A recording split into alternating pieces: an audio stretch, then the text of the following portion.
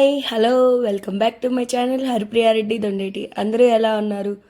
ఇవాళ మా హస్బెండ్ చేతి వంట చూడబోతున్నారండి. నాకు కొంచెం హెల్త్ బాగాలేదు అని చెప్తే సండే రోజు పిల్లల కోసం తనే దగ్గరుండి కుక్ చేశారు. చాలా టేస్టీగా వచ్చింది రెసిపీ, అందుకే నాకు షేర్ చేయాలనిపించింది. ఖచ్చితంగా ఎంత వంట రాని వాళ్ళైనా ఈ రెసిపీని ఈజీగా చేసుకోవచ్చు. దీనికోసం పెద్ద ఐటమ్స్ కూడా అక్కర్లేదు. ముందుగా ప్యాన్ పెట్టుకొని అందులో ఆయిల్ వేసుకొని ఆనియన్స్ అండ్ పచ్చిమిర్చి కట్ చేసి వేసుకోవాలండి.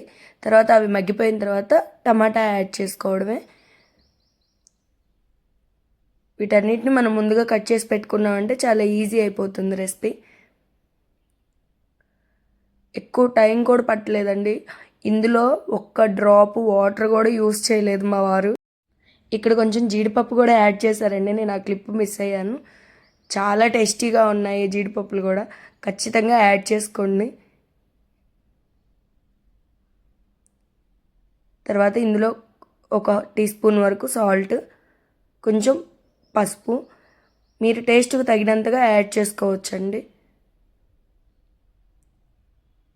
వీటన్నిటిని బాగా మగ్గనించుకొని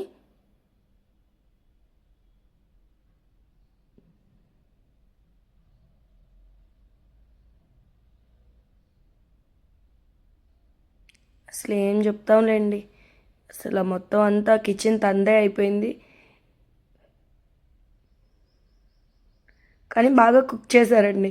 స్మెల్ మాత్రం రెస్టారెంట్ స్టైల్లో వచ్చింది. స్మెల్ ఎందుకు వచ్చిందో అర్థం అవ్వలేదు నాకు. 2 స్పూన్స్ వరకు అల్లం వెల్లుల్లి పేస్ట్.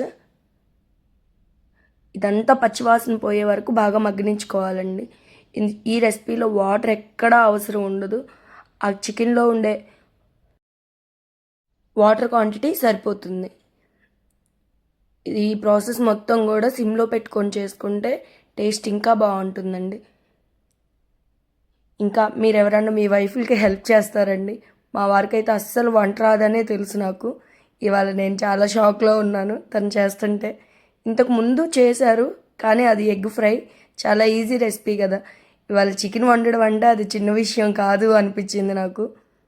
అందుకోసమే తన స్టైల్లో చికెన్ ఎలా కుక్ చేశారు ఏంటి అని మీ అందరికీ చూపించాలనుకొని చూపిస్తున్నాను.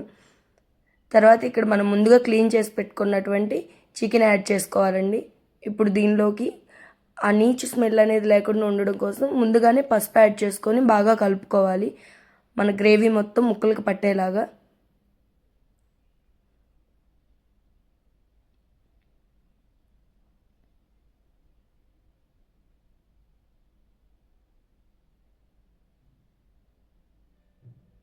ఎంత ప్రొఫెషనల్గా చేస్తున్నారో అనిపించింది నాకు.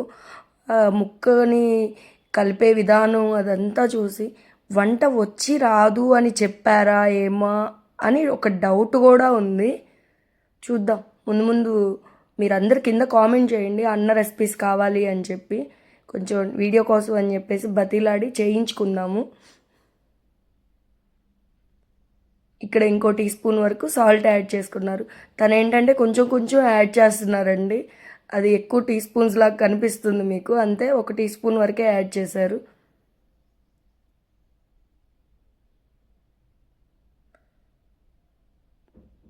తర్వాత దాన్ని ఒక 10 మినిట్స్ పాటు మూత పెట్టుకొని మగ్గనిచ్చుకోవాలి. చూసారు కదా వాటర్ అంతా బయటకు వచ్చేసింది. ఇప్పుడు ఈ వాటర్లోనే మగ్గిపోద్దండి చికెన్ మొత్తం. మనకి ఎక్కువ టైము పట్టదు, వాటరు అవసరం ఉండదు. ఇది కర్రీ అనడం కంటే కూడా ఫ్రై అని అనవచ్చేమో అనిపించింది నాకు.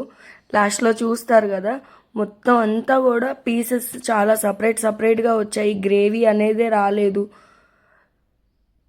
కానీ టేస్ట్ మాత్రం చాలా బాగుంది, ఖచ్చితంగా ట్రై చేయండి.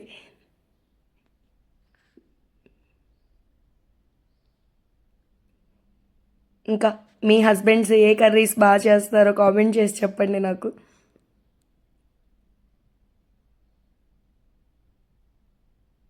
నేను తన మీద ప్రాంక్ వీడియో ఒకటి చేద్దాం అనుకుంటున్నానండి.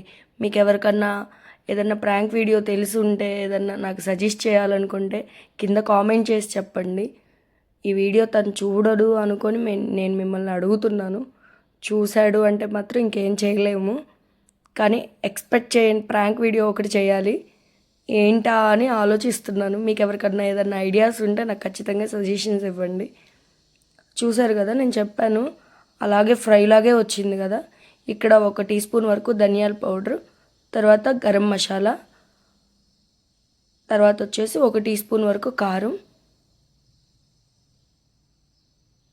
మీరు రెసిపీ ఫాలో అవుతున్నారు కదా, ఖచ్చితంగా ఇలాగే చేయండి. చాలా బాగుందండి.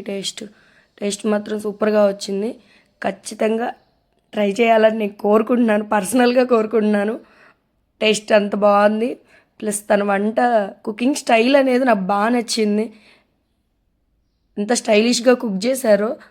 నాకు తెలిసి కుకింగ్ వచ్చేమో, 10 ఇయర్స్ నుంచి నన్ను మోసం చేస్తున్నారేమో కుకింగ్ రాదు అని చెప్పి అని డౌట్ కూడా వచ్చింది. తన వంట తనే టేస్ట్ చూసి ఎలా ఉందో చెప్తున్నారు మనకి ఇక్కడ. Thank you for the watching. Bye bye.